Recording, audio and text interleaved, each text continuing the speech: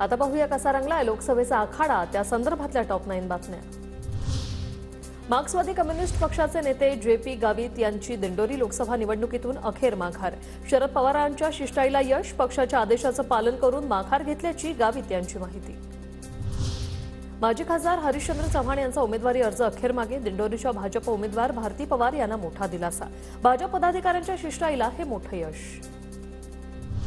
सुप्रिया सुळे यांच्या विरोधात आचारसंहिता उल्लंघन केल्याची तक्रार, अपक्ष उमेदवार संदीप देवकाते यांच्याकडून निवडणूक आयोगात तक्रार। प्रचाराची सांगता झाल्यानंतरही सुळेंनी त्यांच्या पक्षात इंस्टाग्राम पेजवर प्रचार केल्याचा आरोप। अभिजित पाटील यांचे कट्टर विरोधात भागीरथ भालके यांचा माढ्यातील मवियाचे उमेदवार धैर्यशील मोहिते पाटलांना पाठिंबा।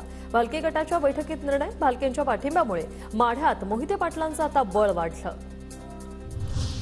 शांतिगिरी महाराज नाशिक मतदारसंघातून निवडणूक लढवण्यावर ठाम, निवडणूक आयोगाकडून शांतिगिरी महाराजांना बातली हे चिन्ह।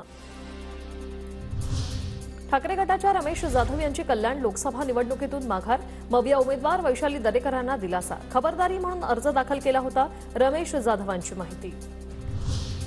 नाशिकमध्ये महायुतीचे उमेदवार हेमंत गोडसेंना दिलासा, शेवटच्या क्षणाला पळापळ करत अखेर अपक्ष उमेदवार अनिल जाधवांचा उमेदवारी अर्ज मागे। शिंदे गटात प्रवेशानंतर विजय करंजकरांची नाशिक लोकसभेतून माघार, ठाकरेंनी तिकीट न दिल्याने बंडखोरी करत करंजकरांनी अपक्ष अर्ज भरला होता। बहुजन विकास आघाडीला लोकसभेसाठी मिळालं शिट्टी चिन्ह, गेल्या 20 वर्षांपासून बहुजन विकास आघाडी शिट्टीवरच लढत असल्यानं घराघरात पोहोचण्याचा मार्ग सोपा।